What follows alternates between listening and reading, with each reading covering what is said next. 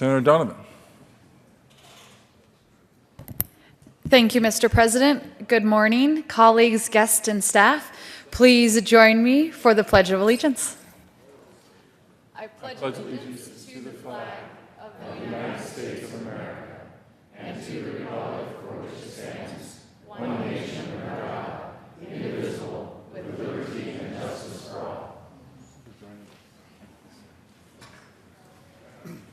Mr. Majors, please call the roll. Senators Aguilar,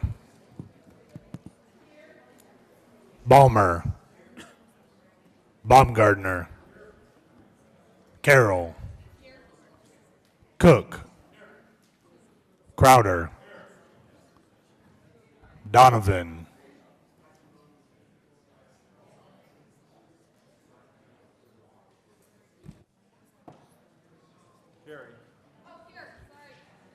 Garcia, Grantham,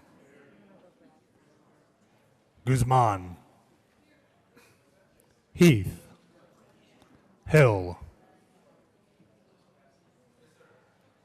Hodge, Holbert, Johnston,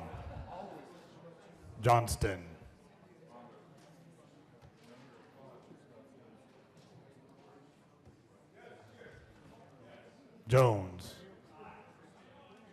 Kafalas, Kerr, Lambert, Lundberg,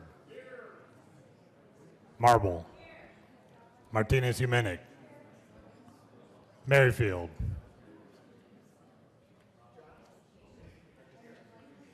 Neville, Newell, Roberts, Scheffel, Scott, Sonnenberg, Stedman, Todd,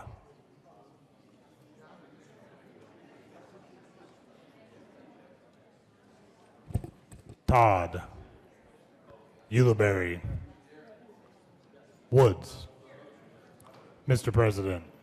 Here, with 35 present, 0 absent, 0 excused, we have a quorum. Senator Cook. Thank you, Mr. President. I move that the reading of the Journal of February 3rd be dispensed with and the Journal be approved by as corrected by the Secretary. You have heard the motion. All those in favor say aye. Aye. Opposed, no. The motion is adopted. The Journal is approved. Committee reports. February 4, 2015, Committee on Agriculture, Natural Resources, and Energy. After consideration of the Mayor's Committee recommends the following Senate Bill 75 be postponed indefinitely. February 4, 2015, Committee on Agriculture, Natural Resources, and Energy. After consideration of the Mayor's Committee recommends the following House Joint Resolution 1006 be referred to the Senate for final action. February 4, 2015, Committee on State Veterans and Military Affairs. After consideration of the Mayor's Committee recommends the following Senate Bill 78 be amended as follows and as so amended refer to the Committee on Appropriations with a favorable recommendation. February 4, 2015, Committee on Judiciary. After consideration of the Mayor's Committee recommends the following Senate Bill 17 be postponed indefinitely. February 4, 2015, Committee on Judiciary. After consideration of the Mayor's Committee recommends the following Senate Bill 83 be postponed indefinitely. February 4, 2015, Committee on Judiciary. After consideration of the Mayor's Committee recommends the following Senate Bill 86 be referred favorably to the Committee on Appropriations.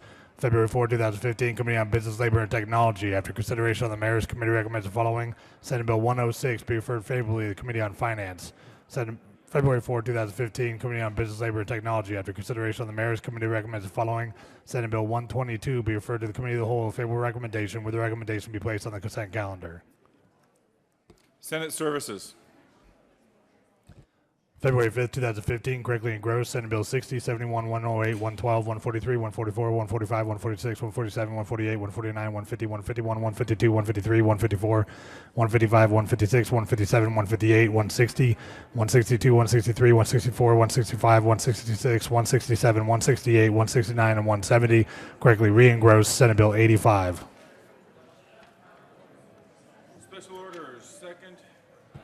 Special orders, second reading of bill. Senator Sonnenberg.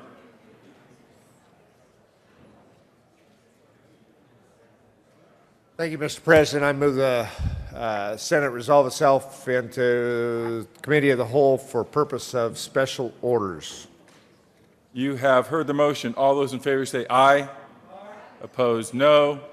The Senate will resolve itself into the Committee of the Whole for the consideration of special orders, second reading of bills. Senator Sonnenberg will take the chair.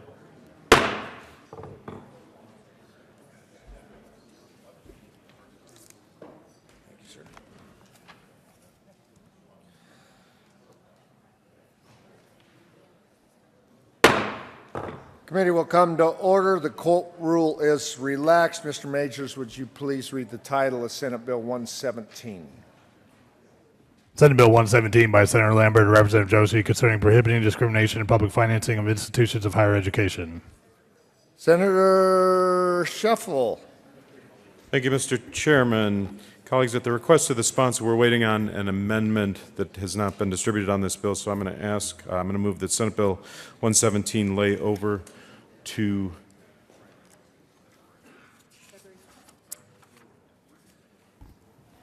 Senator Sheffel, I believe that's the only bill on our special orders. just 1 second, Mr. We'll Chairman. stand in recess. Where's-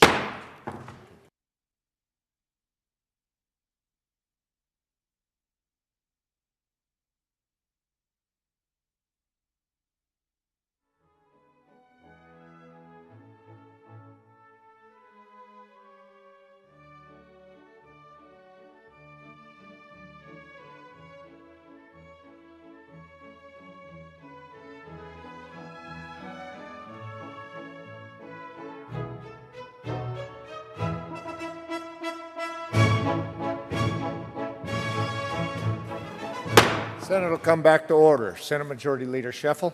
Thank you, Mr. Chairman. We're not going to wait for that amendment, so again, at the request of the sponsor, I move that Senate Bill 117 be laid over till February 6th.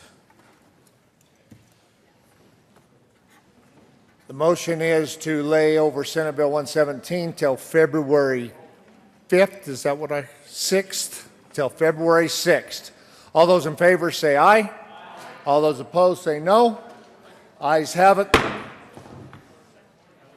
Senate Majority Leader Sheffel. Thank you, Mr. Chairman. I move the committee rise and report. Motion before us is for the committee to rise and report. All those in favor signify by saying aye. All those opposed say no. The ayes have it. We will rise and report.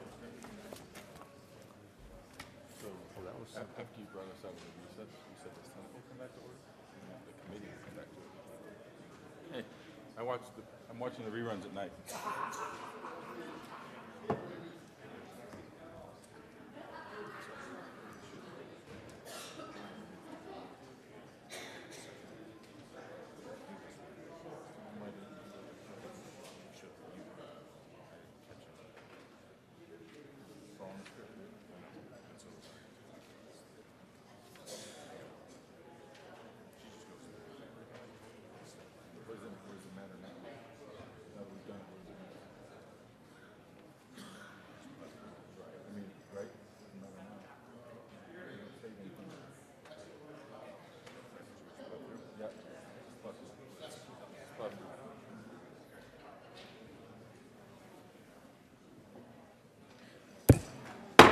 Senate will come back to order. Senator Sonnenberg. Thank you, Mr. President. After consideration, the committee dealt with one bill. Mr. Majors, would you please read the report? February 5th, 2015, Mr. President, your committee will be reports under consideration the following attached bill being the second reading thereof makes following recommendation thereon. Senate Bill 117 laid over until February 6, 2015, retaining its place on the calendar. Senator Sonnenberg. Thank you, Mr. President. I move for the adoption of the report. Is there further discussion on that motion? Are there any no votes? With 35 ayes, 0 no, 0 absent, 0 excused, the Committee of the Whole report is adopted. Senate Bill 15117 laid over until February 6, 2015, and retaining its place on the calendar. Third reading of bills, consent calendar. Mr. Majors, would you please read the title of all the bills on the third reading of bills consent calendar? Senate Bill 108 by Senator Stedman and Representative Hamner concerning the direct appropriation of monies for certain programs in the Department of Education. Senate Bill 143 by Senator Lambert and Representative Hamner concerning a supplemental appropriation in the Department of Agriculture. Senate Bill 144 by Senator Lambert and Representative Hamner concerning a supplemental appropriation in the Department of Corrections. Senate Bill 145 by Senator Lambert and Representative Hamner concerning a supplemental appropriation in the Department of Education. Senate Bill 146 by Senator Lambert and Representative Hamner concerning a supplemental appropriation to the offices of the Governor, Lieutenant Governor, and State Planning and Budgeting. Senate Bill 148 by Senator Lambert and Representative Hamner concerning a supplemental appropriation to the Department of Higher Education. Senate Bill 151 by Senator Lambert and Representative Hamner concerning a supplemental appropriation to the Department of Labor and Employment. Senate Bill 153 by Senator Lambert and Representative Hamner concerning a supplemental appropriation to the Department of Legislature. Senate Bill 154 by Senator Lambert and Representative Hamner concerning a supplemental appropriation to the Department of Local Affairs. Senate Bill 155 by Senator Lambert and Representative Hamner concerning a supplemental appropriation to the Department of Military and Veterans Affairs. Senate Bill 156 by Senator Lambert and Representative Hamner concerning a supplemental appropriation to the Department of Natural Resources. Senate Bill 157 by Senator Lambert and Representative Hamner concerning a supplemental appropriation to the Department of Personnel. Senate Bill 160 by Senator Lambert and Representative Hamner concerning a supplemental appropriation to the Department of Regulatory Agencies. Senate Bill 162 by Senator Lambert and Representative Hamner concerning a supplemental appropriation to the Department of State. Senate Bill 163 by Senator Lambert and Representative Hamner concerning a supplemental appropriation to the Department of Transportation. Senate Bill 164 by Senator Lambert and Representative Hamner concerning a supplemental appropriation to the Department of the Treasury. Senate Bill 165 by Senator Lambert and Representative Hamner concerning funding for capital construction and making supplemental appropriations in connection therewith. Senate Bill 168 by Senator Lambert and Representative Hamner concerning a transfer from the Intellectual and Developmental Disabilities Services Cash Fund to the General Fund for the 2014-15 state fiscal year. Senate Bill 169 by Senator Lambert and Representative Hamner concerning a transfer from the Department of Public Safety's account in the State Employee Reserve Fund to the General Fund for the 2014-15 state fiscal year. Senate Bill 170 by Senator Grantham and Representative Young concerning a transfer from the General Fund to the Capital Construction Fund for the 2014-15 state fiscal year. Senate Bill 60 by Senator Holbert and Representative Everett concerning the prevention of multiple voter registrations by the same elector.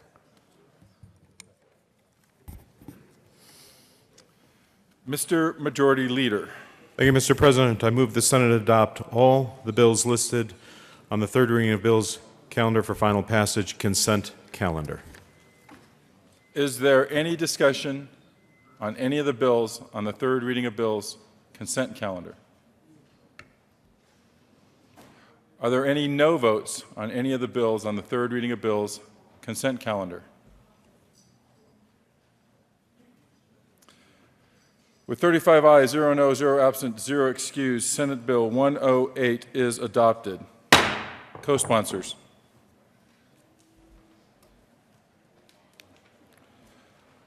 With 35 ayes, 0 no, 0 absent, 0 excused, Senate Bill 143 is adopted.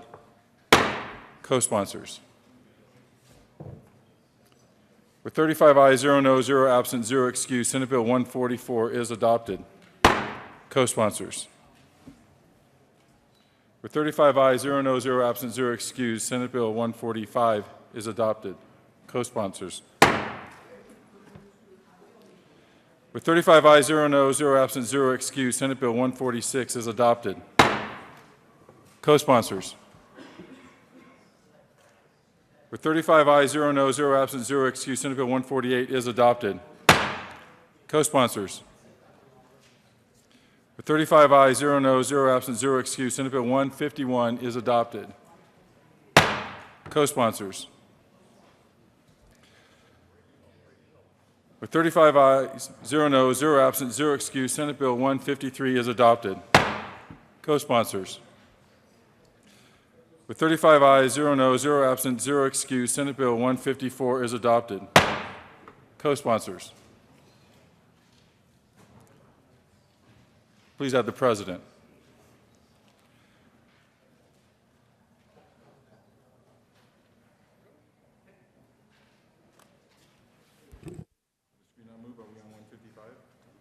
Okay, now the screen moved.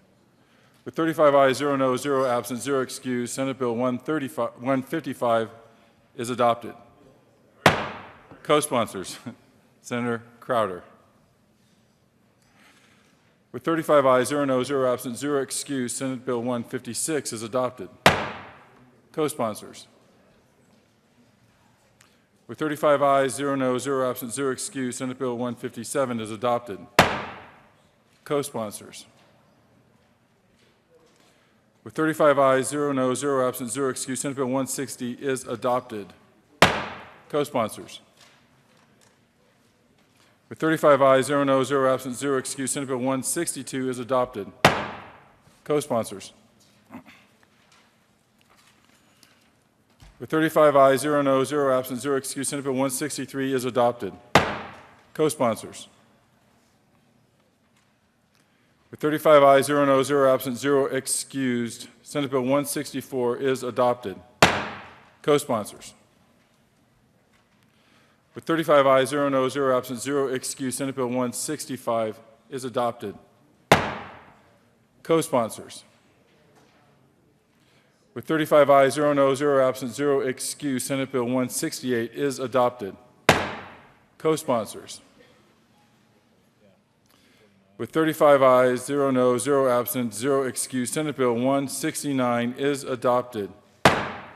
Co-sponsors. With 35 ayes, 0 noes, 0 absent, 0 excused, Senate Bill 170 is adopted. Co-sponsors. With 35 ayes, 0 noes, 0 absent, 0 excused, Senate Bill 60 is adopted. Co-sponsors.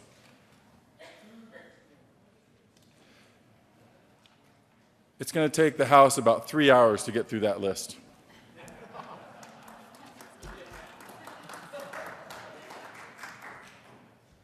Third reading of bills.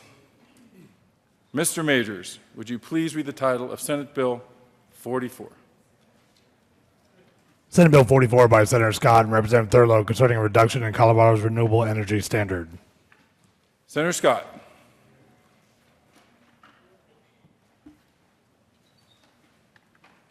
Mr. Majority Leader. Thank you, Mr. President. Move Senate Bill 44 on third reading, final passage, and ask for an aye vote. Is there further discussion on Senate Bill 44? Senator Lundberg.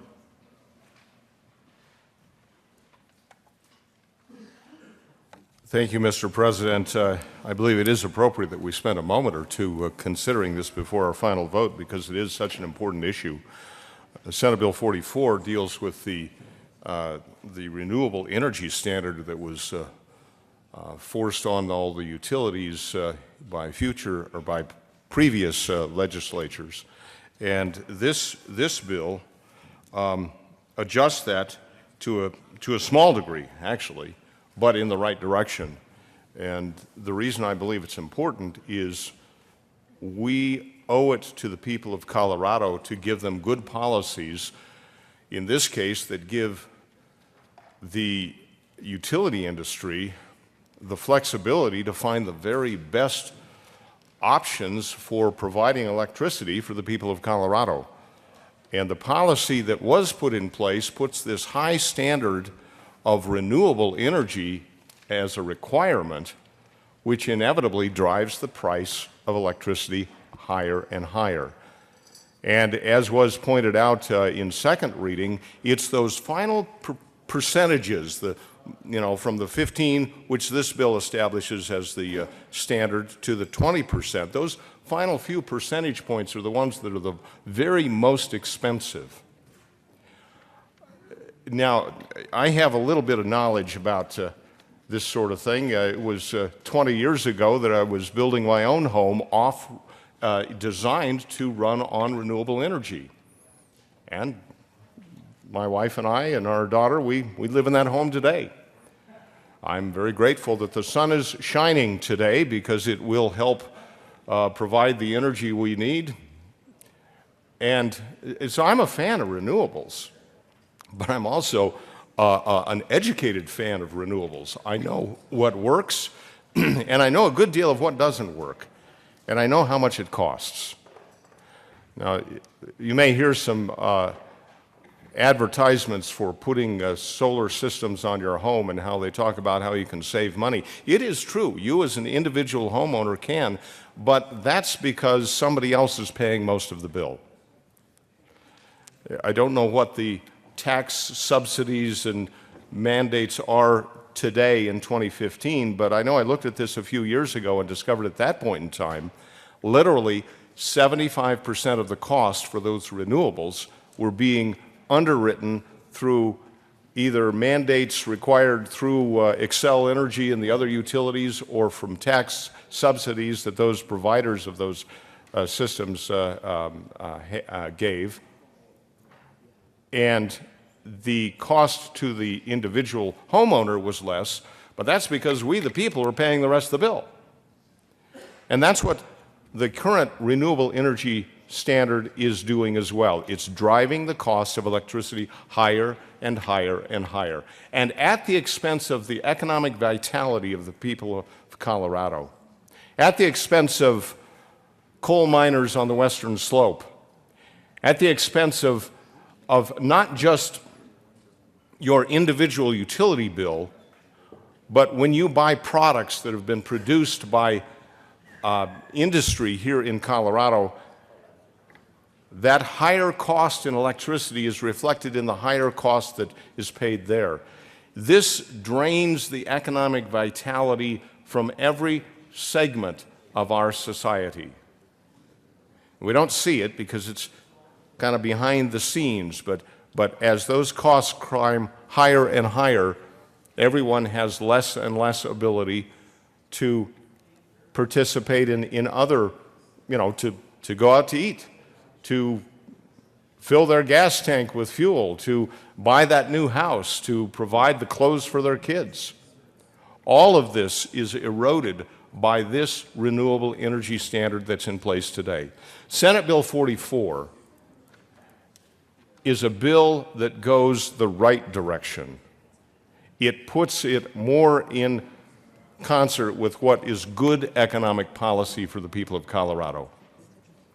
It's not anti-renewable energy. It doesn't prevent the utilities from using every renewable source. And I believe as the decades go by, we will find more and more cost-effective alternatives for our energy production. But here today, the mandate in place drives the cost too high for the people of Colorado.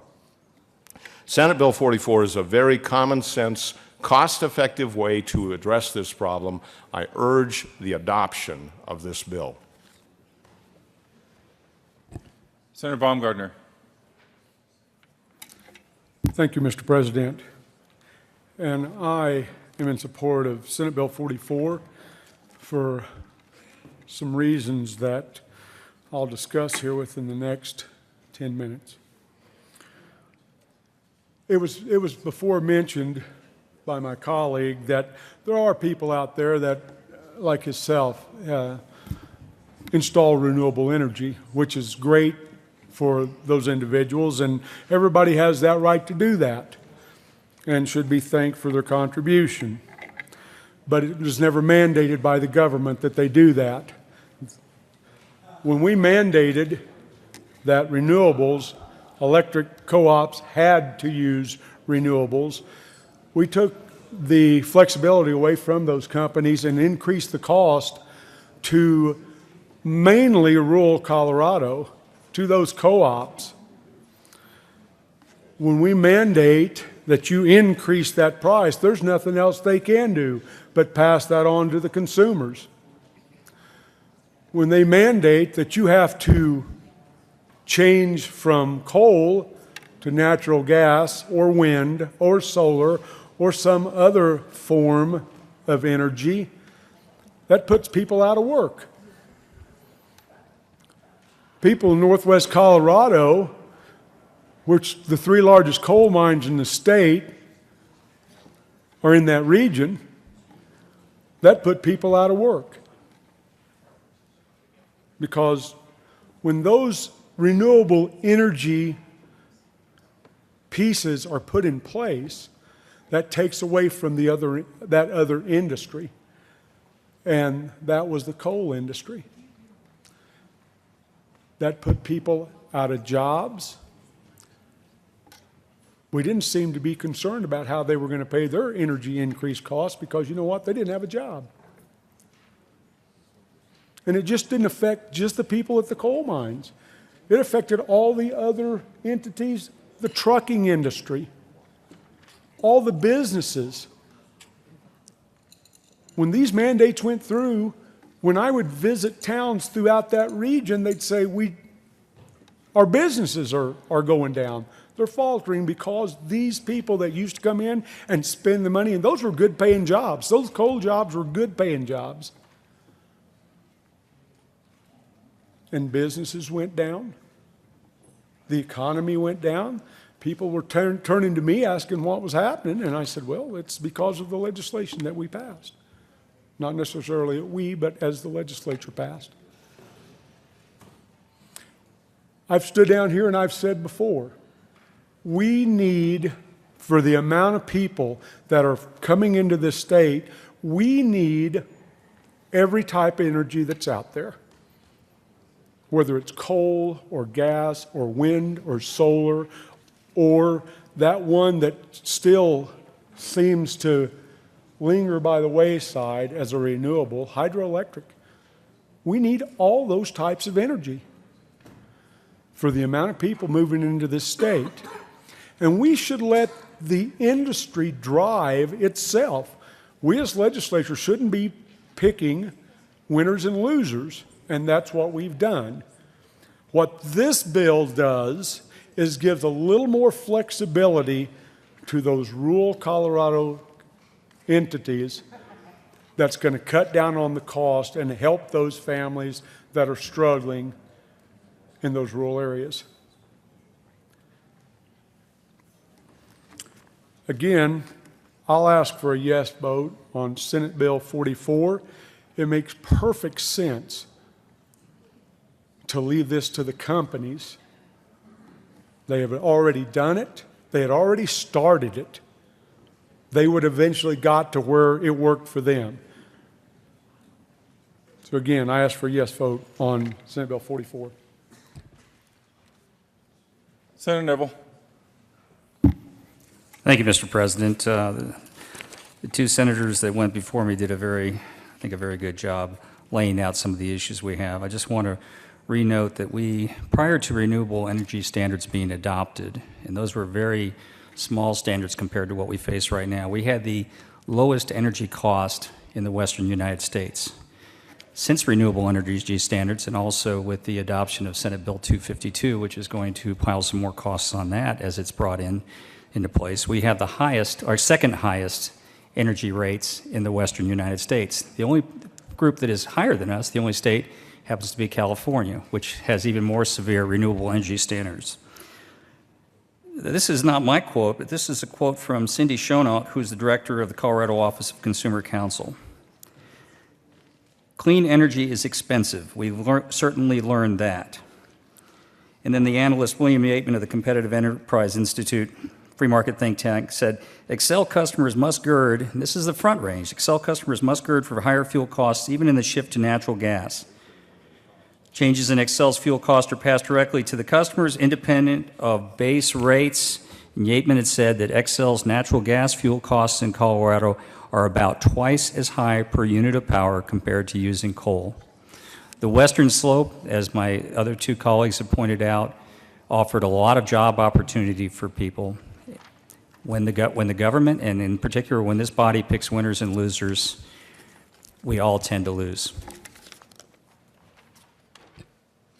Further discussion on Senate Bill 44. Senator Jones. Thank you, Mr. President. Where to start? The renewable energy standard in Colorado has pushed us to the forefront of clean energy and in the nation, quite frankly. And it's been very good for the state as far as jobs. It's been very good to the state as far as cost and consumers paying less.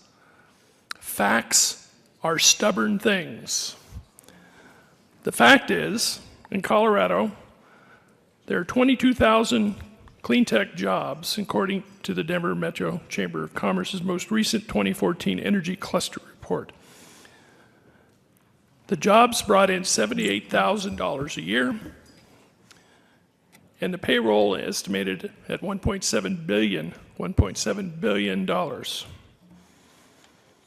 This is good for jobs. Yeah, I know change and people losing jobs is a horrible thing. I think we all agree on that. But when you look at just what this has produced, It's produced a lot of jobs and diversified our energy portfolio and made us a stronger state.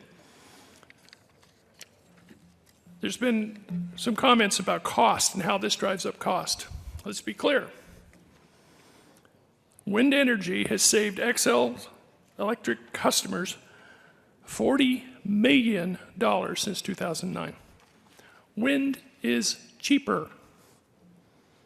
That's why when XL went out to bid and asked for the cheapest energy, they got wind and utility scale solar. Those are the great big solar farms.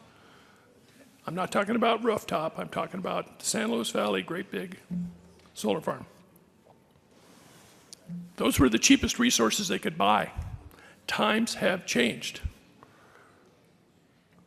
When Tri-State went out and did their wind project, they are on track to meet their portfolio standard. And they went out again for bid with wind because why? It is cheaper. Times have changed. Let's talk about consumer prices to XL customers. About the same time the renewable energy standard was in place, a new coal-fired power plant came online, the Comanche 3, which is the biggest single cost on a utility bill. The thing that drove the cost higher was a coal-fired power plant. Times have changed. I know we keep hearing the dogma that this raises consumer prices. Actually, now that we're where we are, it lowers them. As far as subsidies, the wind energy tax credit, the federal tax credit, was patterned on a natural gas tax credit that went on uninterrupted for like 20 years. Natural gas enjoyed that support through time, and that's where they are today.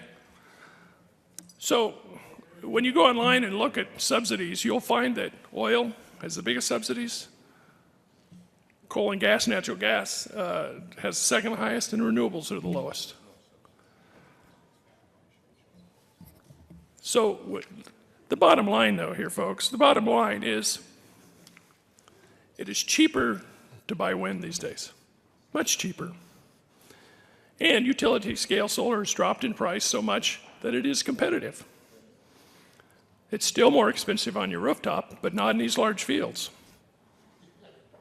So I would ask you to vote no on this bill. This is a step backwards for our state, step backwards for jobs, and it's a step backwards for consumers who will pay higher prices if they do not have this wind. Again, XL customers have saved $40 million since 2009. Facts are stubborn things. Senator Kafalis.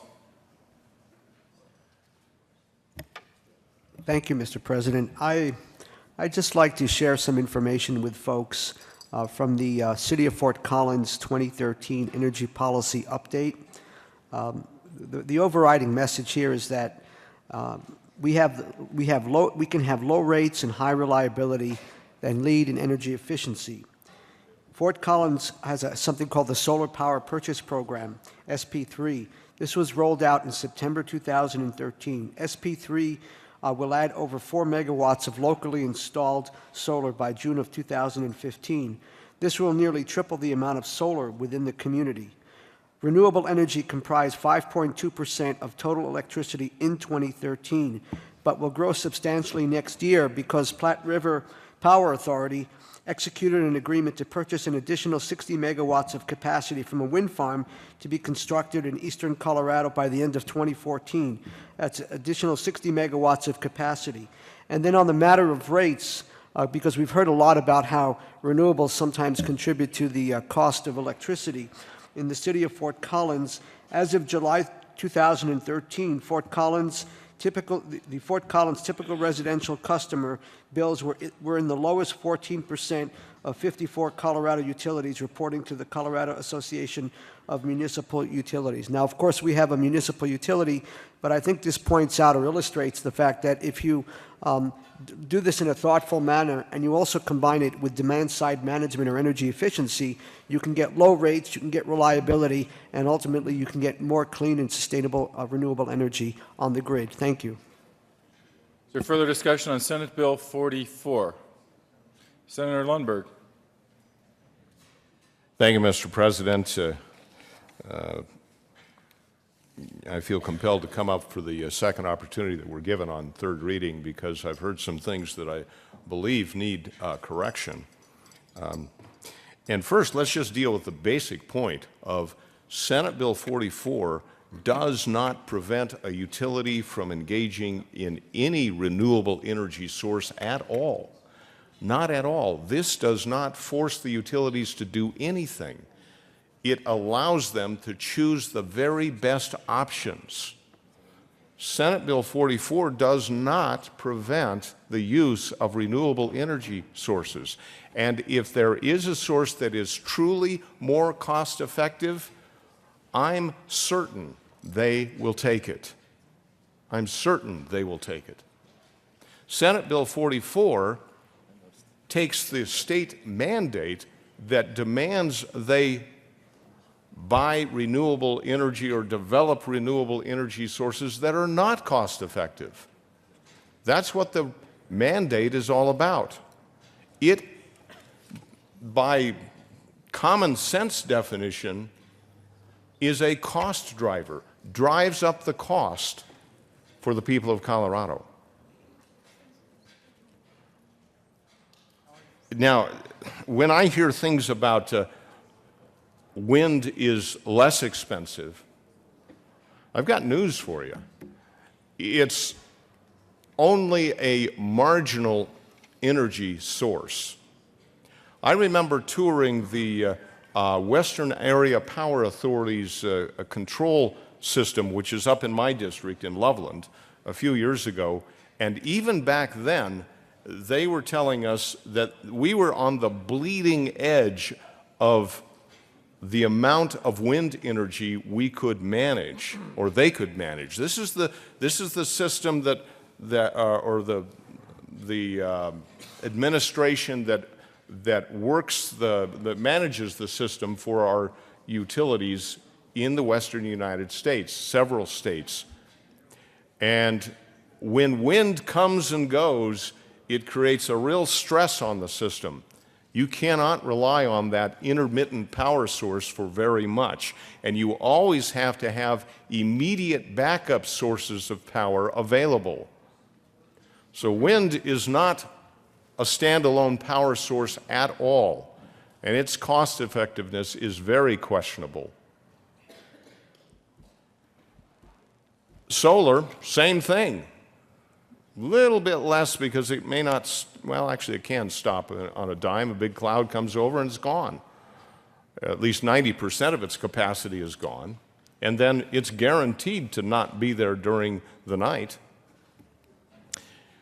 And the industry has not yet addressed the energy storage needs that these renewables could provide if you could just set that aside. But it happens right now or not at all. That's the way it works. It's not cost effective. And again, I'll close with this. Senate Bill 44 does not prevent the use of renewable energy in any way whatsoever. It simply allows utilities to choose the very best choices so the people of Colorado are best served by the lowest cost for their energy, electric energy, and that's the best policy whatsoever. And Senate Bill 44 is not an extreme measure, even as the renewable energy standard is. It pulls us back just a little bit. It makes every bit of sense. It's common sense. It's cost-effective sense. It's the kind of policy this Senate and this legislature needs to put in place for the best interests of the people of Colorado, for the economic vitality of the people of Colorado. Please vote yes on Senate Bill 44. Is there further discussion on Senate Bill 44? Senator Marble. Thank you, Mr. President. I would just like to remind us here that in Colorado, we seem to be Excel's cash cow. Now, why is that? It's because of a lot of the bills that were passed previous to me being here, but I was very aware of. And I do know that our energy bills have been going up ever since. And we just have to ask ourselves, if we are reaping the benefits of savings on wind and solar, why are our Colorado residents' energy bills going up? They're going up and up and up. We have increases every year. And wind and solar energy are not reliable, abundant, and affordable. We pay more here in Colorado than most surrounding states. And is it worth losing a whole community whose economy was based on the production of coal so that we could tout being #1 in clean energy? I just have a real problem with that. When we are saying that one source of energy is actually better than another, but by whose estimation? Is that something that we estimate by the EPA? Is this a race to make us #1 for something that hurts our own citizens and makes us pay so that we can be #1 in a false sense of energy security? There really isn't anything that I have read or seen that states that when we started this project of wind and solar, that it had the statistics or the research behind it to really make it a viable, competitive option for energy in the state. No, we had to make laws. We had to make laws to change to coal-fired plants, our coal-fired plants into gas. We had to do a lot of changes, and those changes came upon the ratepayer. All of those construction costs were put upon the ratepayer. And it's not reliable. It is not abundant. It is not affordable energy that we are getting from wind and solar. Even when you look at the state of Nevada, there's a huge solar field south of Las Vegas, which is a actual no-fly zone for any bird. Birds flying over there are fried. They're killed. Is this what we want? Is this really what we call green energy? Is this really environmentally friendly? When we hear tout how wonderful our streams, our blue skies, and here we have our dead birds from all of the wind turbines. I mean, look at what's really there. Don't call this green. Don't call this affordable. Don't call this abundant. And look at reducing it down 5 points back to 15% and vote yes on 44.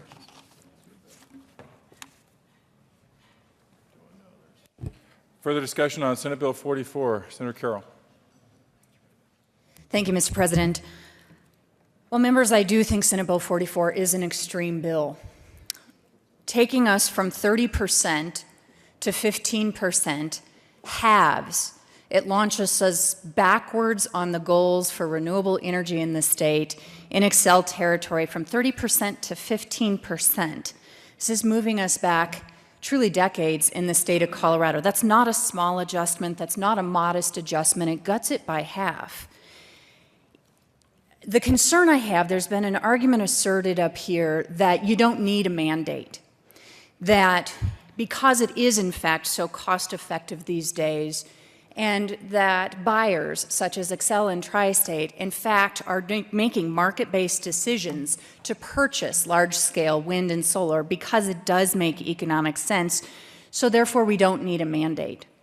If that were true, why run a bill to gut it from 30% to 15%?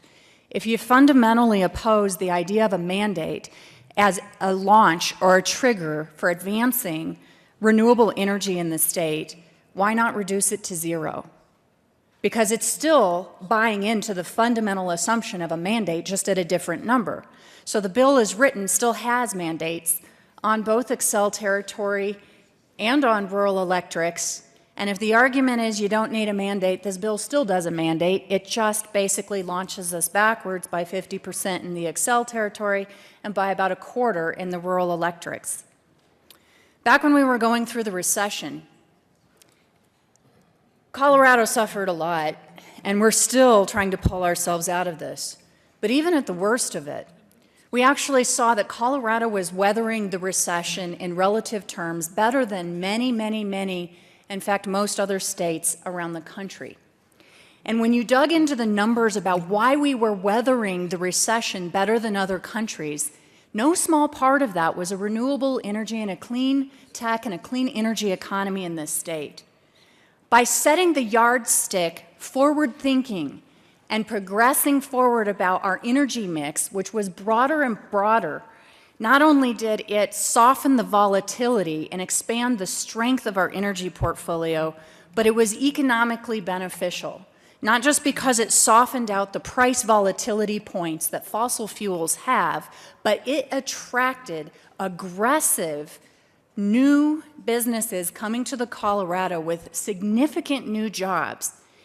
Part of why we were attracting these new businesses that were creating new jobs and has only continued to grow is because Colorado is and has been known, first started by the voters of this state who have found renewable energy to be so popular that people saw Colorado as the kind of community where you come to if you are interested in this. This has attracted research dollars. This has attracted private investment. This has attracted capital. And most significantly, this has been aggressively creating jobs for us, even in the midst of the recession, and only better at this point.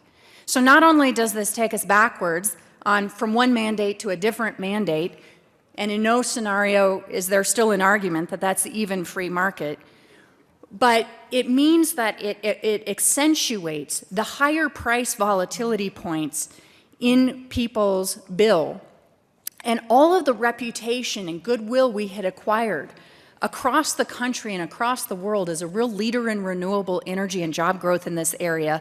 Suddenly, the brand of this state is one that is not only moving backwards in renewable energy, but aggressively moving backwards in renewable energy. And I just don't think this is good for Colorado. I don't think this is good for consumers. I don't think this is good for any region, anywhere in the state.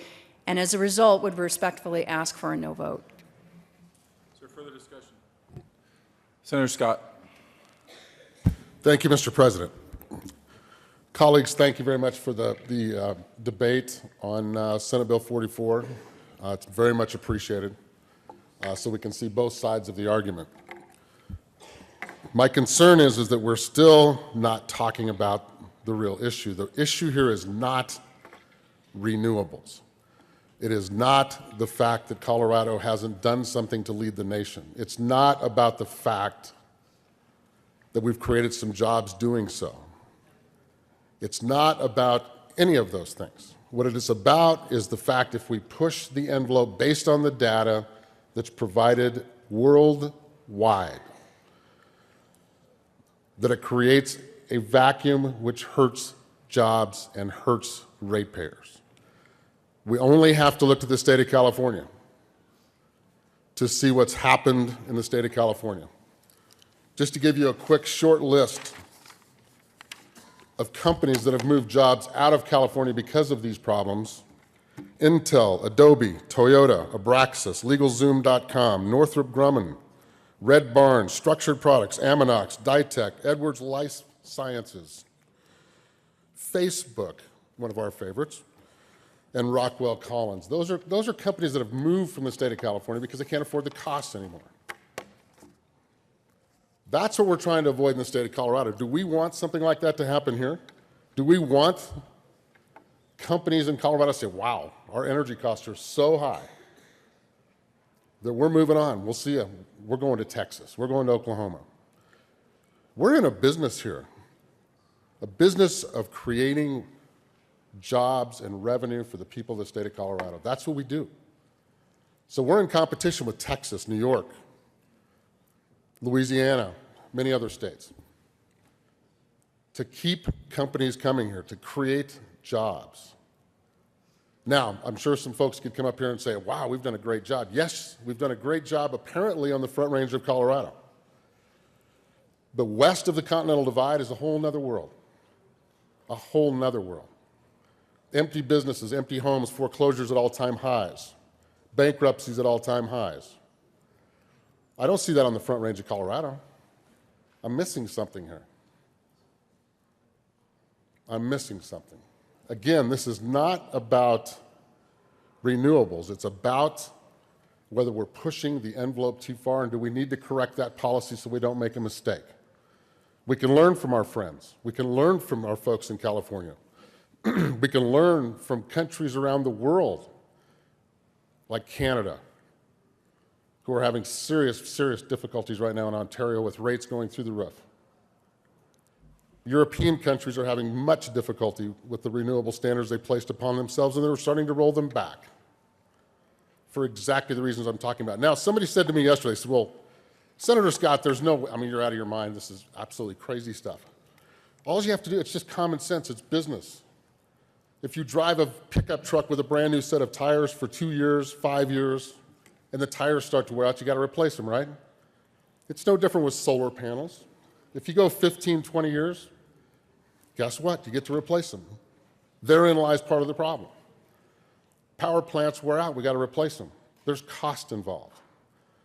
And what's happened in other parts of the country is they're figuring this out because the technology has not really gotten cheaper. The subsidies have gotten higher, of course, but the cost of the product has not gotten that much cheaper. Now, this takes us to another level of discussion of what we do. How do we legislate jobs? How do we go forth and say, we are going to legislate 200 jobs for the city of Arvada? We're going to legislate 500 jobs for the city of Sterling. We're going to legislate 1,000 jobs for the city of Grand Junction. How do we do that? We can't. We do not have the power to create a job. We are government. Government does not create one job. Now, we can act like we are. We can get all excited about some program and say, wow, if we throw something like a benefit or something like money or whatever you want to do and throw it at a community or throw it at people and say, hey, there you go. That's a feel-good measure. It does nothing but create bureaucracy. It doesn't solve the problem. We can solve the problem by reducing mandates. We can solve the problem by reducing regulations and getting out of the way of private citizens.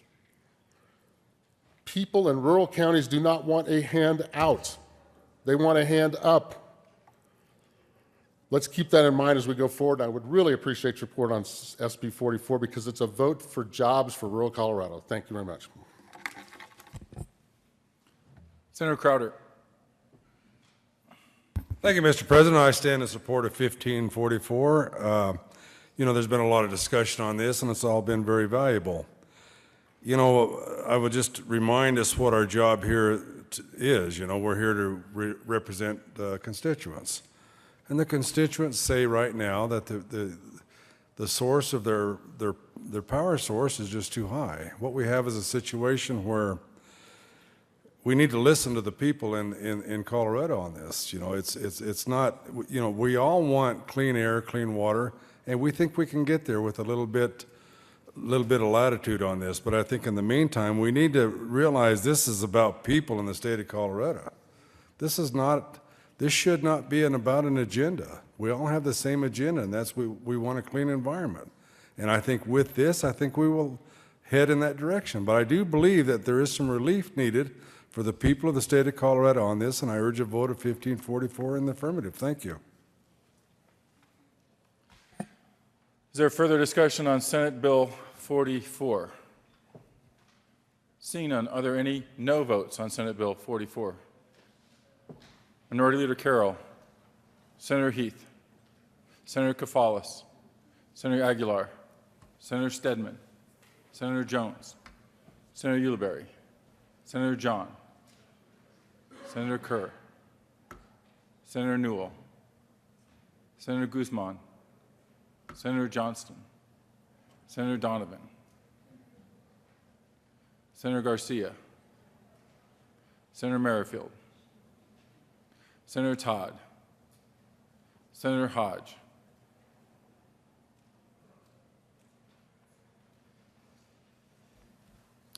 with 18 ayes, 17 noes, 0 absent, 0 excused, Senate Bill 44 is adopted.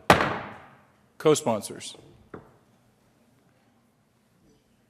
Mr. Majority Leader, Senator Lundberg, Senator Marble, Senator Woods, Senator Neville, Senator Baumgardner, Senator Sonnenberg, Senator Cook, Senator Crowder, Senator Holbert,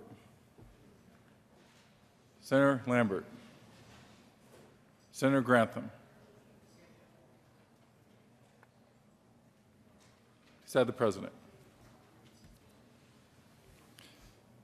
Mr. Majors, would you please read the title of Senate Bill 112?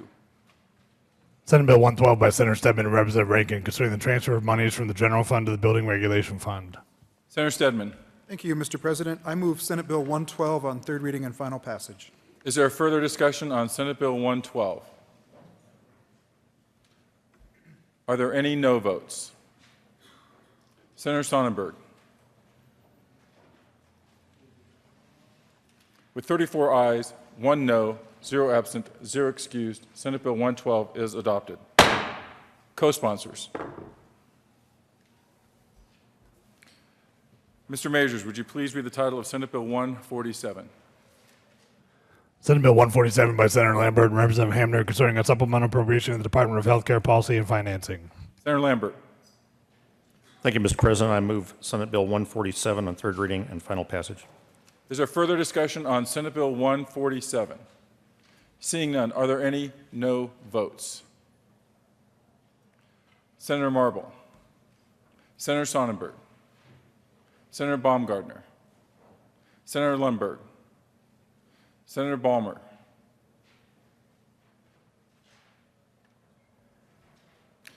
with 30 ayes, 5 noes, 0 absent, 0 excused, Senate Bill 147 is adopted. Co-sponsors. Mr. Majors, would you please read the title of Senate Bill 149? Senate Bill 149 by Senator Lambert and Representative Hamner concerning a supplemental appropriation to the Department of Human Services. Senator Grantham. Thank you, Mr. President. I move Senate Bill 149 on third reading and final passage and ask for use of the current roll call. Further discussion on Senate Bill 149. Are there any no votes? With 35 ayes, 0 no, 0 absent, 0 excused, Senate Bill 149 is adopted. Co-sponsors. Mr. Majors, would you please read the title of Senate Bill 150? Senate Bill 150 by Senator Lambert and Representative Hamner concerning a supplemental appropriation to the Judicial Department. Senator Stedman. Thank you, Mr. President. I move Senate Bill 150 on third reading and final passage. Is there further discussion on Senate Bill 150? Are there any no votes? Senator Sonnenberg, Senator Marble,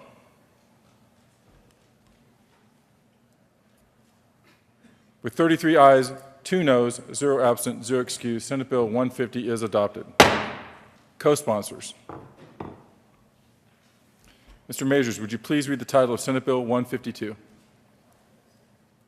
Senate Bill 152 by Senator Lambert and Representative Hamner concerning a supplemental appropriation to the Department of Law. Senator Lambert. Thank you, Mr. President. I move Senate Bill 152 on third reading and final passage. Is there further discussion? Are there any no votes? Senator Marble, Senator Sonnenberg, Senator Cook, Senator Baumgardner, Senator Lundberg, Senator Balmer. Further no votes. With 29 ayes, 6 noes, 0 absent, 0 excused, Senate Bill 152 is adopted. Co-sponsors. Mr. Majors, would you please read the title of Senate Bill 158? Senate Bill 158 by Senator Lambert and Representative Hamner concerning a supplemental appropriation to the Department of Public Health and Environment. Senator Grantham. Thank you, Mr. President. I move Senate Bill 158 on third reading and final passage and ask for an aye vote. Is there further discussion? Are there any no votes? Senator Baumgardner, Senator Scott, Senator Cook, Senator Balmer, Senator Sonnenberg, Senator Lundberg, Senator Woods, Senator Marble, Senator Neville,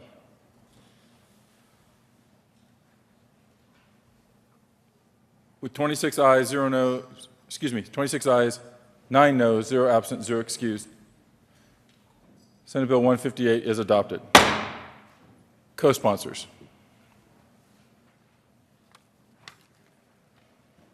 Mr. Majors, would you please read the title of Senate Bill 166? Senate Bill 166 by Senator Stedman and Representative Hamner concerning adjustments in the amount of total program funding for public schools for the 2014-15 budget year and in connection therewith reducing an appropriation. Senator Stedman. Thank you, Mr. President. I move Senate Bill 166 on third reading and final passage, and would just remind the body this bill lowers the negative factor by $14 million. Is there further discussion? Senator Lambert. Thank you. It asks for an aye vote and also increases the statewide average per pupil funding by $4.90. Is there further discussion on Senate Bill 166? Are there any no votes? With 35 ayes, 0 noes, 0 absent, 0 excused, Senate Bill 166 is adopted. Co-sponsors. Senator Kafalis. Minority Leader Carroll. Senator Crowder. Senator Martinez-Humenick. Senator Holbert. Senator Cook. Senator Jones.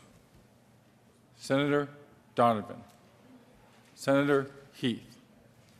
Senator John. Senator Kerr. Senator Newell. Senator Todd. Senator Roberts. Senator Johnston. Senator Garcia. Senator Hill. Senator Merrifield. Senator Scott. Senator Woods. Mr. Majority Leader. Senator Baumgardner. Please add the President. Senator Guzman.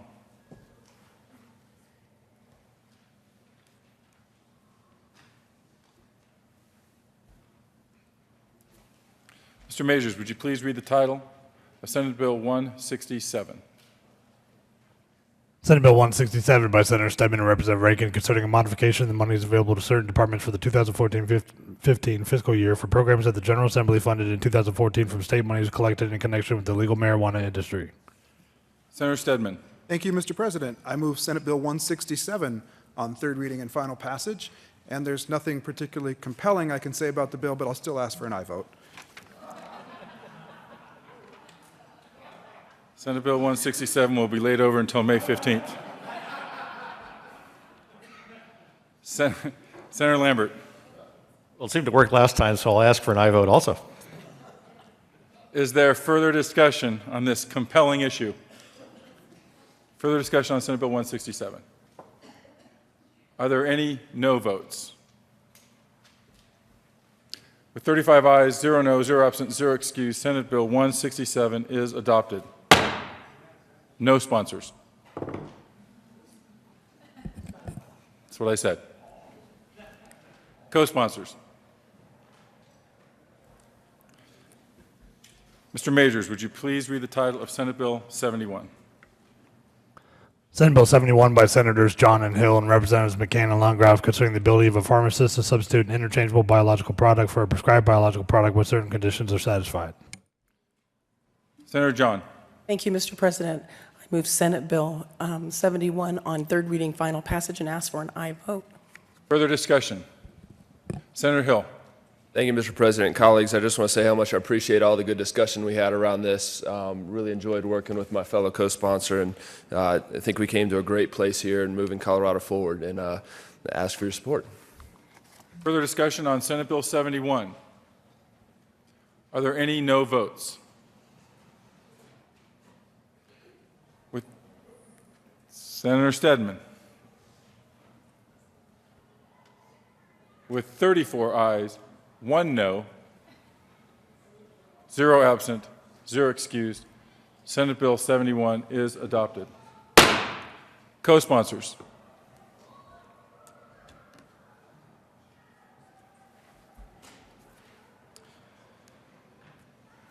General orders, second reading of bills. Senator Sonnenberg.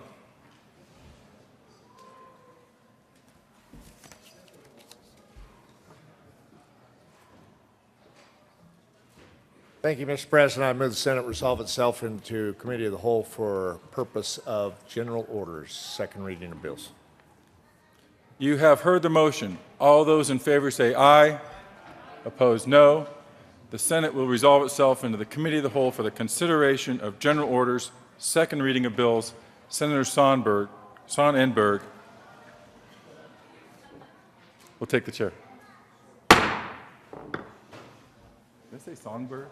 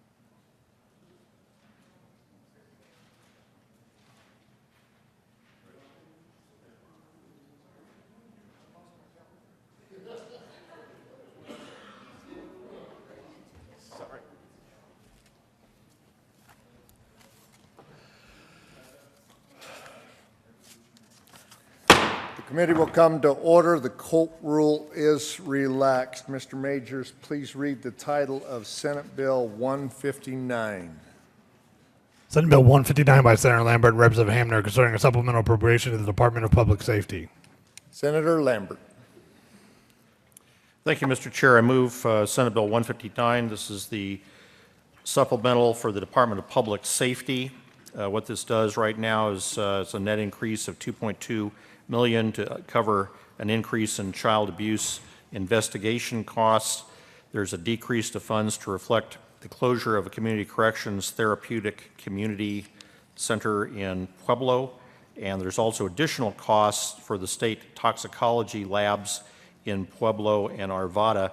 I might mention on the toxicology labs, the Budget Committee has noticed that there has been a problem with the cost estimates on from the Department of Public Safety in building these two labs. There have been very significant cost overruns in Arvada that were probably preventable.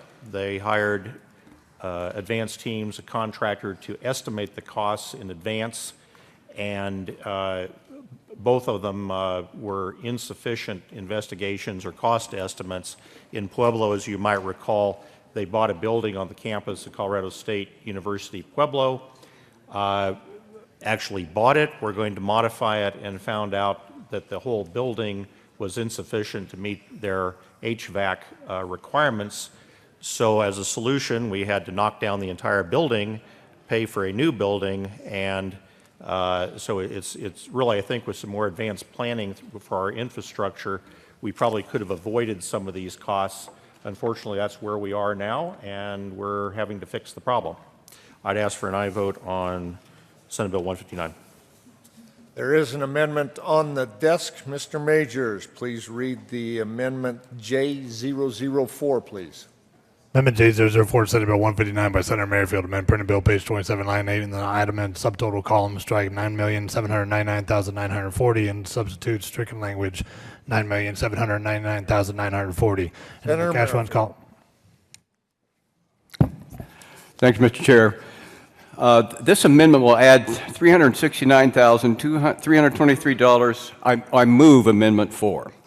And what it will do, I'll take up from where I left off. It adds the funds to the Department of Public Safety for additional staff to reduce the processing time for background checks for concealed handgun carries. The InstaCheck units within the CBI is responsible for processing the background checks that are associated with concealed handgun permits on behalf of the Colorado sheriffs. Now, this is not a new program. In fact, I was co-sponsor of the legislation that created the concealed carry permit system. So processing the applications will take 54 days this year. And although I don't necessarily agree with those who believe that concealed carry weapons make them safer, there are certainly those people who do believe that. And in some cases, I think there's certainly a degree of urgency to be connected with their application. So the department has requested it be allowed to fund an additional 8 FTE from the revenue received from the permit applications, and that will be sufficient to cover the cost. And approval will reduce CBI's turnaround time from 54 days to the department's goal of 20 days. So I think this is good, efficient government, and I hope that you will approve Amendment 4. Senator Stedman. Thank you, Mr. Chairman. Colleagues, I'll ask for an aye vote. And this is an issue that the Joint Budget Committee debated and did not ultimately resolve because we had a deadlock on the issue. And so it's finding its way here across the street to the floor of the chamber because we were unable to solve this problem across the street in the Joint Budget Committee chamber. This was a department request. The department came forward and said, we need the spending authority for these cash funds to meet demand and address backlog in our system. And if you read through the department's request, you'll discover that currently it's taking 54 days to turn around a background check for a concealed weapons permit. 54 days. Is there anyone in this chamber that thinks 54 days is an acceptable turnaround time on this application and this background check? Is there anyone here who thinks 54 days is a model of government efficiency? And considering the fact that many of the people that apply for these permits do so with a sense of great urgency, they feel that their own personal safety would be enhanced by having this permit. Now, we can debate the merits of that, but as the previous speaker said, there are people that want this and feel very desperately that they need to have it. And currently, it's taking 54 days to turn that request around. And if this amendment fails, that wait time will grow longer. Now, there's actually a provision in statute that says if we manage to drag our feet and delay this to the point of 90 days, the permit shall issue without the background check being completed. So if that's what's going on, I don't think that's where we should be. Now, the department says that without this supplemental appropriation, they don't think that wait times are going to exceed 90 days, but they are going to grow longer than the current 54. For me, this is just an issue of good customer service with the citizens of our state. This is a program that exists in law. There are user fees that are imposed. People are lining up, paying their fees, expecting to receive the service, and through our inaction, we're going to make that wait longer and more inconvenient for them. We don't need to do that. We can simply vote for this amendment and appropriate the funds that are available from user fees that want to access this service and make this work better for everyone. I think it's a rather simple matter of funding the laws and programs that we already have in place. And for me, I'm very hopeful this amendment passes. And I would encourage you to vote yes on Amendment 4. Seeing no further discussion, the question before us, Senator Lambert.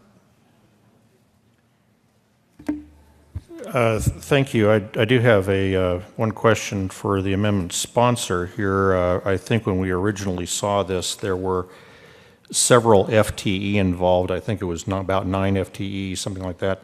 On the fiscal impact of the amendment, it says 0 FTE. That's a technical question, and I'm wondering why, with this funding, the FTE are not included.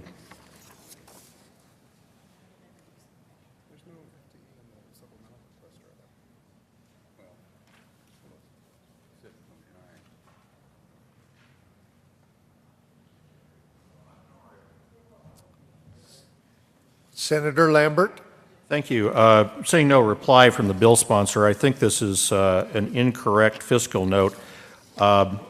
And to correct a couple of the things that the previous speaker mentioned, the Joint Budget Committee did look at this request from the Department of Public Safety. We had quite a bit of dialogue on it. We had plenty of time to make a decision, and frankly, there were not enough votes in the Joint Budget Committee to include this request. I believe it's based upon several different factors about background checks. The previous speaker was correct that the current statute allows sheriff's departments to take 90 days before they will issue a concealed carry permit, and 54 days is entirely too long. But I think there's some culpability existing right now on the part of the Colorado Bureau of Investigation. We have seen delays on this type of thing before. I think we saw one big delay. I think it was January of 2009 when there were a lot of background investigations being conducted, when the Colorado Bureau of Investigation said we need 20 more FTEs. I think their data were totally incorrect. We disapproved their request at that time, and the waiting list that they had that they were asking for more FTE for was actually cleared out within about a month. So their request at that time was superfluous. It was unnecessary.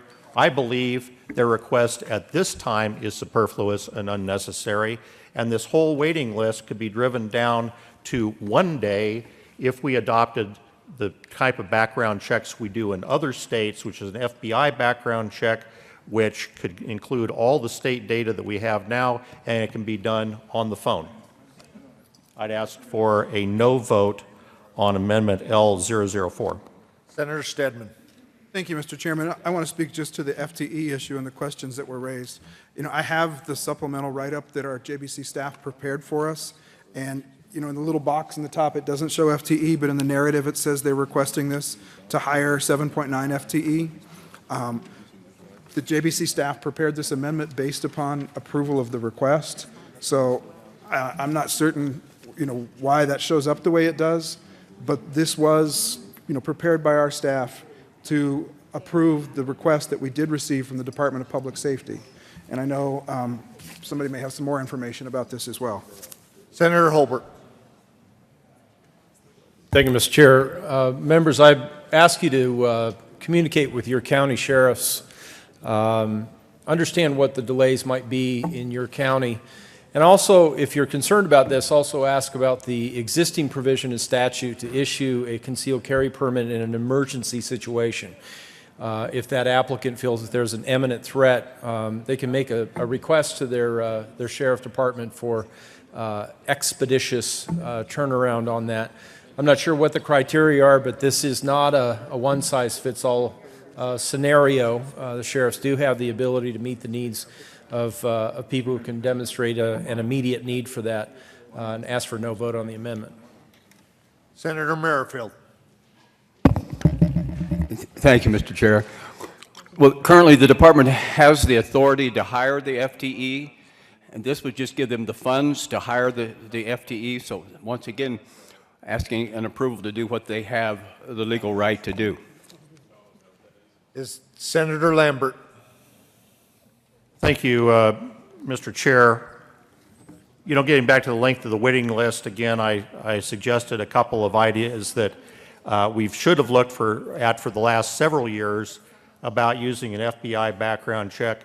But I think one of the previous speakers, good senator from Denver, is exactly right. 54 days is too long. But why is not 90 days too long? Let's expedite this process at another time and move to an FBI background check, which could eliminate any waiting list, could do this thing instantly, and we wouldn't have to have any of the CBI investigators to do this because the data would be already loaded up in the FBI database. Is there any further discussion? Senator Marble. Thank you, Mr. Chair. I just want to go back to the genesis of why we need these appropriations for the Department of Public Safety in the beginning. As you heard in Pueblo and in Arvada, land and buildings. Oh, that's Senator right. Marble to the. We are on the amendment, and I will save this for the closing. I apologize. Is there any other discussion on Amendment J004? Seeing none, the question before division has been called. All those in the chamber that are not entitled to vote, please be seated. Those in favor of Amendment J004, please stand.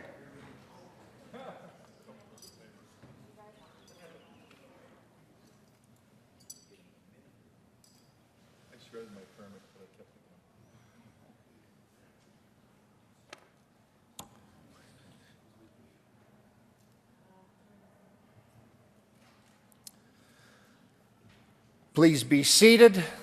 Those opposed to the amendment, please stand.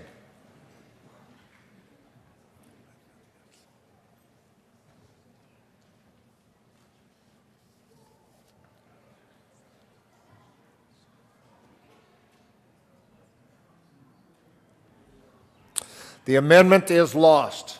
Is there any further discussion on Senate Bill 159? Senator Stedman. Thank you, Mr. Chairman. I'll just say one other nice thing about the bill, and that is that there was a little bit of a problem with an appropriation last year to deal with the backlog of processing rape kits for DNA analysis by the CBI laboratories. And this bill, along with a companion bill, helps solve that problem to make sure that to actually restore some funding that accidentally reverted through a series of mistakes so that that backlog of processing those DNA tests on rape kits can proceed. And this is something that started in the 2013 session, and the General Assembly has been appropriating money for this purpose for the past couple years, trying to make sure that we get all that DNA analysis completed by the CBI Crime Lab. And so this bill helps solve that problem as well. Another reason to vote in favor of the bill. Senator Marble. Thank you, Mr. Chair. Getting back to the genesis of why the appropriations is needed and why things have been overrun in the expense of the buildings in Pueblo and Arvada. Land and buildings were purchased to renovate and hold these new facilities. CDC did approve them, and they were looked at before they were purchased, and everything seemed good. They get in, all of a sudden HVAC isn't able to be retrofitted into the Pueblo buildings, so they have to tear it down. What I am wondering is why before they did the purchase and they had the inspection, was this approved in the first place? Just to be torn down and rebuilt. Why didn't they take that land and building and resell it and get a piece of land that was more affordable and build the building necessary according to specifications to hold this facility? It just seems to be that when government gets a hold of something and it goes wrong, well, the taxpayers will cover it. In Arvada, the building that was bought, none of the equipment could be moved in. It was another big mess. Of course, the taxpayer is going to fix it. Why are we keeping these policies of buying things that don't work and laying it upon the taxpayer to fit the bill?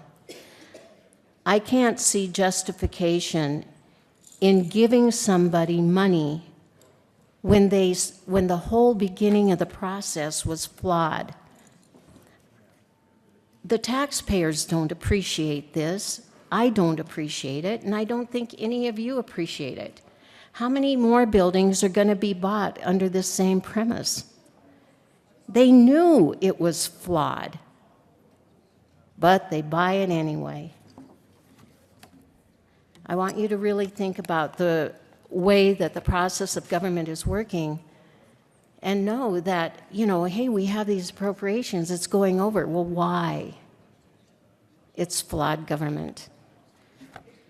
And I am a no on Senate Bill 159.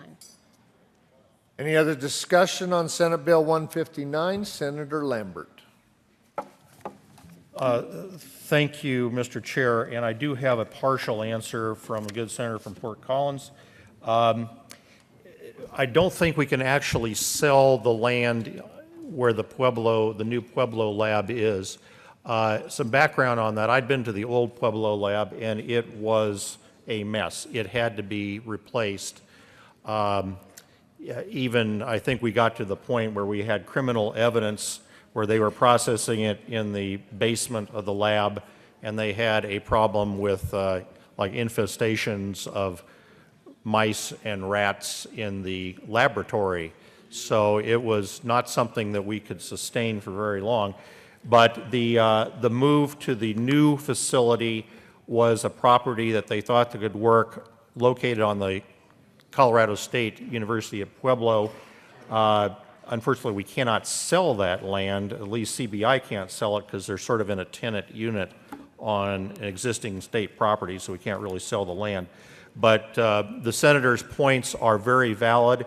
We have had a lot of discussions about controlled maintenance on buildings that we have and the whole process of capital development and going through the whole life cycle of buildings, when we should actually tear them down, when we should actually sell some properties.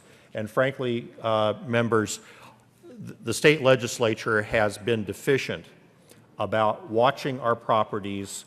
There are about 150 buildings just in the Department of Human Services that need to be demolished. And before we keep buying new buildings or make unwise decisions about how we control our property, we need to get a very disciplined process to go back and review all this. We've taken several actions in the Budget Committee this year to put some of those issues on the table. I think you're going to see some of them later.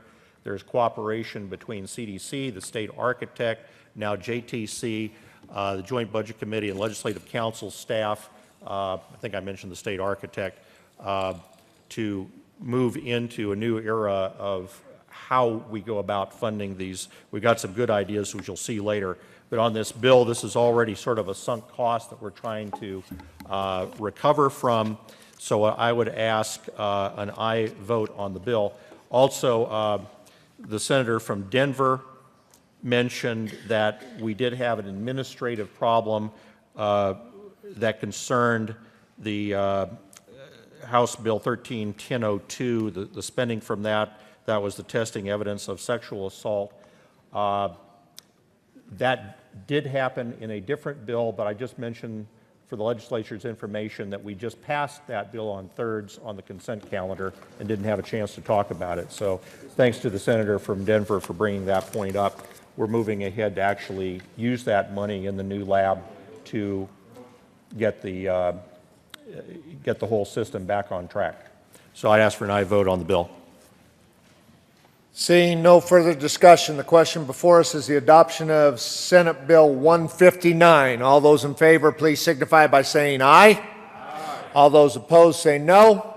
The ayes have it. Senate Bill 159 is adopted. Senator Scheffel. Okay, Mr. Majors, please read the title to Senate Bill 161. Senate Bill 161 by Senator Lambert, Representative Hamner, concerning a supplemental appropriation to the Department of Revenue.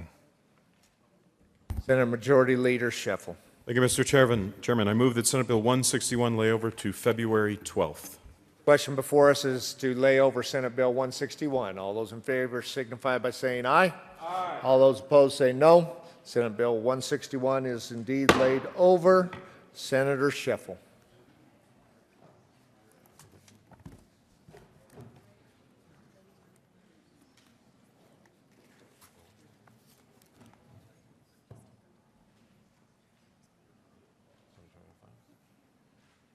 Senator Scheffel. Thank you, Mr. Chairman. I just ask for a senatorial 5. Senate will stand in recess, or the committee will stand in recess.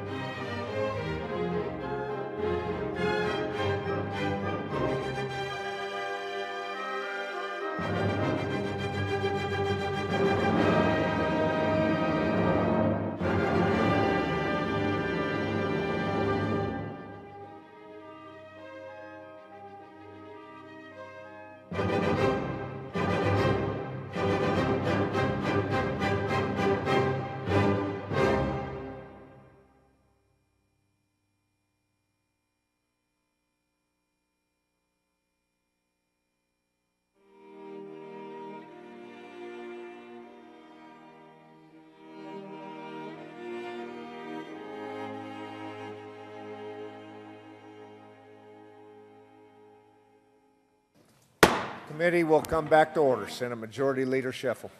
Thank you, Mr. Chairman. I move the committee rise and report. Motion before us is for the committee to rise and report. All those in favor signify by saying aye. All those opposed say no. The ayes have it. We will rise and report.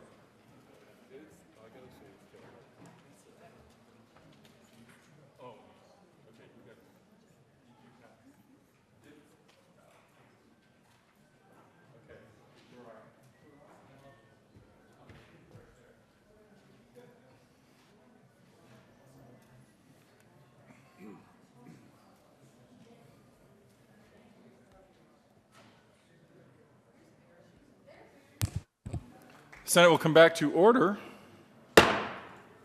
Senator Sonnenberg. Thank you, Mr. President. The Committee of the Whole had 2 bills under consideration. Mr. Majors, would you please read the report? February 5th, 2015, Mr. President, your Committee of the Whole basic reports under consideration. The following attached bills being second reading thereof makes following recommendations thereon. Senate Bill 159 passed on second reading, ordering gross place on the calendar for third reading and final passage. Senate Bill 161 laid over until February 12th, 2015, retaining its place on the calendar.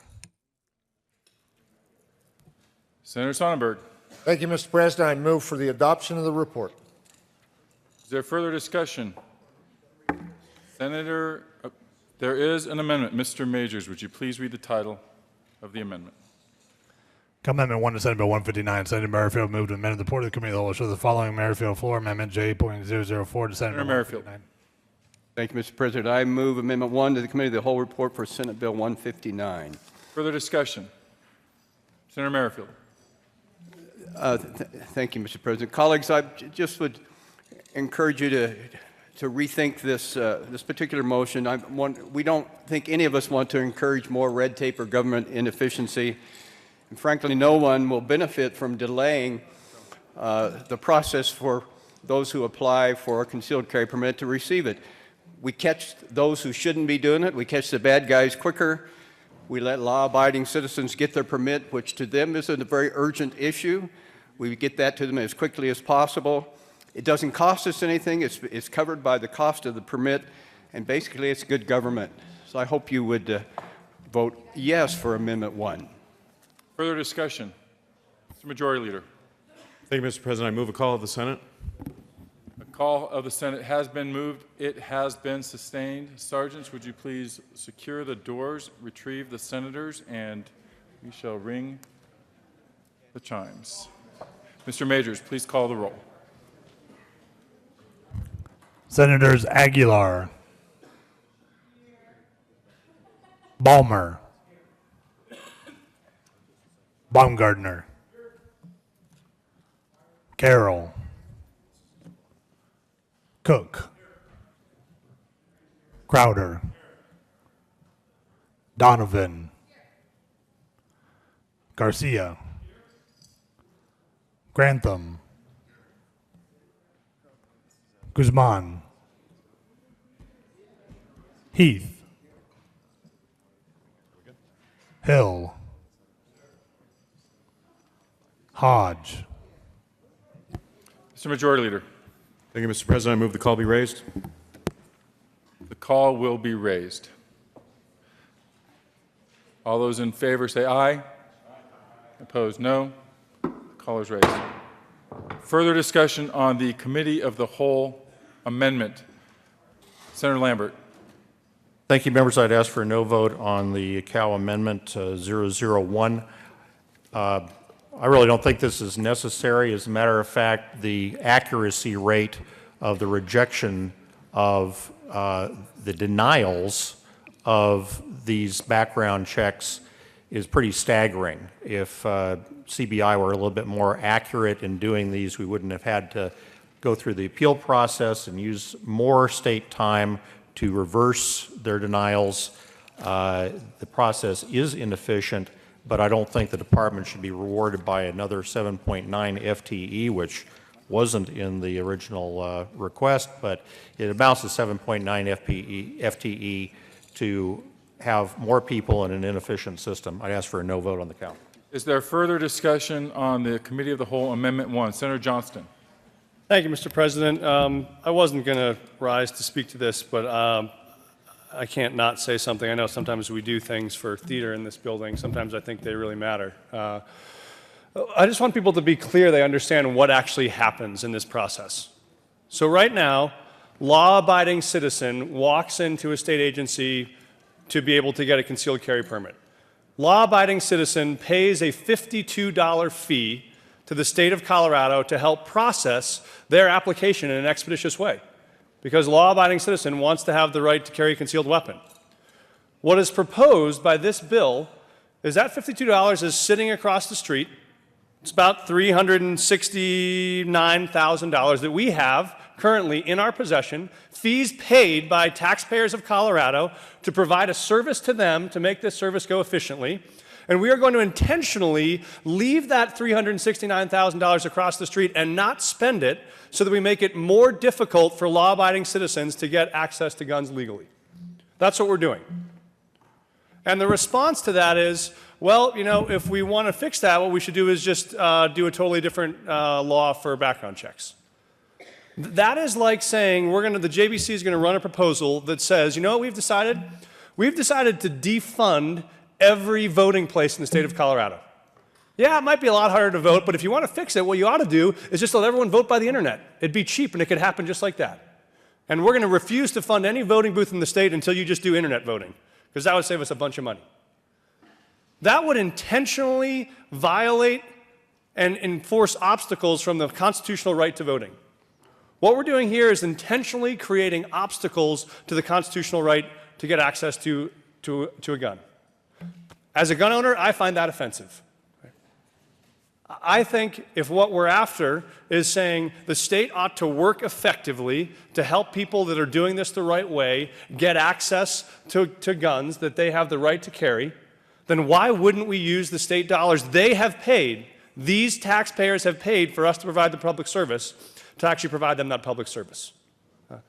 If we're not doing that, what we're doing is intentionally slowing down the application process. I, for one, am not going to be a vote to make sure that someone who wants to have access to a concealed carry permit, we intentionally make them wait 50 or 60 or 70 days to play a political game. I'm not going to do that.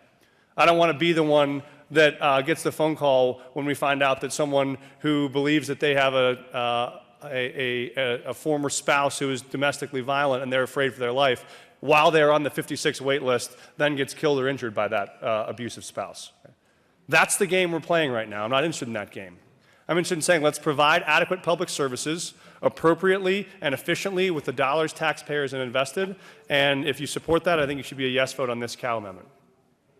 Senator Lambert. Thank you, Mr. President. I'd like to thank the good senator, the last speaker, for giving all the kids that are watching on Channel 165 a classic example of hyperbole and simile. You might need that on your next assessment test.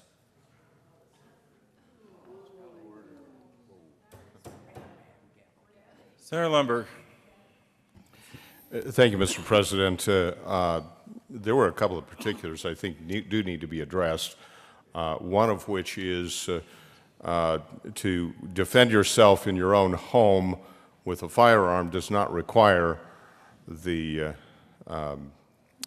concealed carry background check mechanism, which I believe we're talking about here. Secondly, what I understand we are talking about is, do we perpetuate a very bureaucratic, difficult, expensive process, or do we come to terms with the need to be more efficient and effective even in this area? I am quite intrigued to hear some of our good friends from the other side of the aisle to defend the necessity for background checks for concealed carry, because concealed carry is a good policy here in the state of Colorado. But we are not discussing tearing that system apart. We are discussing how to best administer that. I will be opposing the amendment because I believe there are better directions to take, but let it not be construed that my opposition to this amendment in any way is a statement against my firm support for the Second Amendment and the ability of the people of Colorado to defend themselves and to maintain a robust system for concealed carry. Indeed, we're going to have some opportunities to expand that in other ways. I look forward to everyone's support as we deal with these issues. Is there further discussion on the Committee of the Whole Amendment 1? Senator Cook. Thank you, Mr. President. Nobody really issued out more permits than I did for the last 12 years. Last year I issued probably almost 2,500, and I'm talking about percentage-wise, because there were some other counties that issued 5,000, 6,000, El Paso County, but percentage-wise no one really issued more than me. And I was listening to the debate here very interestedly, because I'm thinking our turnaround rate from CBI was not 54 days. So I got a hold of the sheriff, the current sheriff of Weld County, and asked him what our turnaround rate is for the backgrounds from CBI. His response was 2 to 3 days is what we're getting background checks from CBI. I verified that with a second text to say, are you sure? And he said yes. So we are getting background checks from CBI within 2 to 3 days. And so I question their statistics when we keep track of it on a daily basis. So I would urge a no vote on the amendment. Thank you. Is there further discussion on the amendment? Senator Stedman. Thank you, Mr. President. And I just want to speak a little bit to our budget process, because this is something that we've had some frustration with this year. We rely on the data and the submissions of executive branch agencies as we consider budget requests. And the documentation submitted to the Joint Budget Committee relevant to this request said that current wait times are 45 days and will grow to exceed 54 days if this is not appropriated. So I don't know how to respond to anecdotal information that's been provided when I make my budget decisions on the basis of data from our departments. And I have documents from them that tell us about these wait lists and that are their reason for requesting this supplemental. Again, the request is for the spending authority for money that has already been received. It's merely the question of how efficiently and quickly do we spend it once we take the fee from the person who wants to avail themselves of the service. How quickly do we turn that around? The department is telling us that wait times are going to grow to close to 2 months, and I think that's unacceptable. If some magic is happening in some jurisdiction somewhere where you know how to get this done quicker, good for you, but the department is telling us about statewide averages, and the statistics aren't pretty. I also just want to quickly take us back to Article 2, Section 13 of our state constitution, because I think it's very relevant here. This is the provision in our state's Bill of Rights that recognizes the right to bear arms, the right of no person to keep and bear arms in defense of his home, person, property, or in the aid of the civil power when thereto legally summoned shall be called into question. But nothing herein contained shall be construed to justify the practice of carrying concealed weapons. Our statutory system for concealed weapon permits is what makes that possible. The laws of our state is what makes that possible. Laws this General Assembly has passed, fees we have imposed to support the administration of those laws, fees that people have paid in expectation of the service, and your yes vote will efficiently deliver that service to them. Further discussion on Committee of the Whole Amendment 1. Are there any no votes? Mr. Majority Leader. Senator Woods. Senator Neville. Senator Crowder. Senator Lambert. Senator Lundberg. Senator Grantham. Senator Sonnenberg. Senator Martinez-Humenick. Senator Holbert. Senator Cook. Senator Marble. Senator Baumgardner. Senator Hill. Senator Balmer. Senator Scott. Senator Roberts. Please include the President. With 17 ayes, 18 noes, 0 absent, 0 excused, Committee of the Whole Amendment 1 fails. We are back to adopting the Committee of the Whole report. Is there further discussion on the Committee of the Whole report? Are there any no votes? With 35 ayes, 0 no, 0 absent, 0 excused, the Committee of the Whole report is adopted.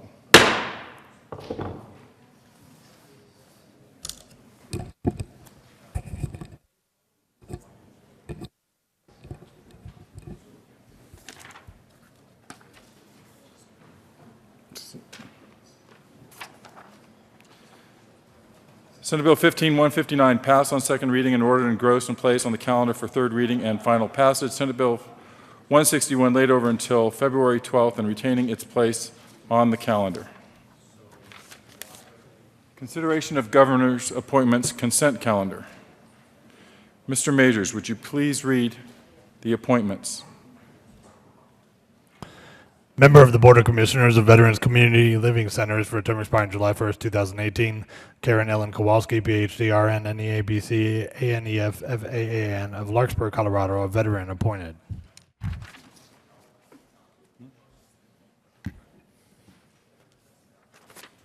Majority Leader Scheffel. Thank you, Mr. President. I move for the confirmation of the appointment on the consent calendar, including the member of the Board of Commissioners of Veterans Community Living Centers. Is there any discussion on the appointment on the consent calendar? Are there any no votes? With 35 ayes, 0 no, 0 absent, 0 excused, Karen Ellen Kowalski is appointed to the Board of Commissioners of Veterans Community Living Centers. Announcements. Belay the announcements. Committee reports. February 4, 2015, Committee on Health and Human Services, after consideration, the Mayor's Committee recommends the following Senate Bill 87 be amended as follows, and also amended before the Committee on Judiciary with favorable recommendation. Announcements. Senator Todd.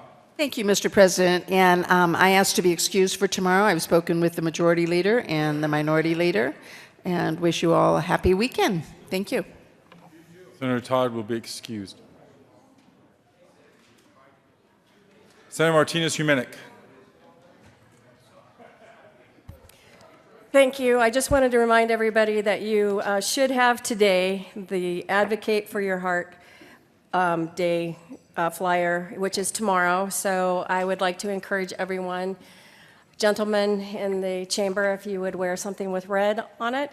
And ladies, let's support this great cause and join the American Heart Association at the Capitol tomorrow by wearing red. And before the floor work, House Committee Room 109 will offer the opportunity for folks to mingle with survivors, enjoy breakfast, and celebrate why we actually go red for Women's Day. So I just wanted to make that reminder for everyone. Thank you. Further announcements. Senator Garcia. Thank you, Mr. President. My colleague and I would like to invite the Senate and House Bipartisan Israel Caucus to an evening to look at the IMAX, the Jerusalem, in 3D. So you'll be receiving this flyer that will be passed out. Senator Grantham. Thank you, Mr. President. And with my colleague, I do invite you to this event. It will be very much worthwhile if you've been to Israel. It will refresh your memories as to what you experienced over there if you haven't been.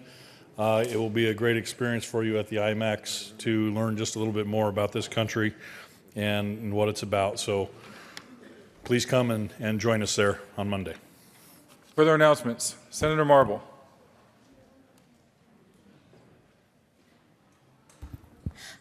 Thank you, Mr. President. I would also like to say that we're red for Military Appreciation Day. It was brought up in the resolutions that we ran, and this has been something that has been going on for years, but is also getting a little bit lost in other issues, and they are both important. And I think red is a wonderful way not only to look at women's heart issues, but also to give great appreciation and awareness of our most wonderful military. So wear red for military and for your heart. Further announcements. Mr. Majority Leader. Thank you, Mr. President.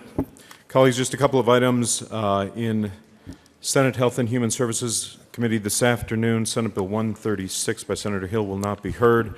Further note that evidently they're having some trouble in Senate Committee Room 352 to the sound system, so that committee has been changed to Committee Room 353. And move, Mr. President, that the Senate adjourn to 9 a.m. tomorrow, February 6th. You have heard the motion. All those in favor say aye. Opposed, no. The Senate will be adjourned until 9 a.m. Friday, February 6th.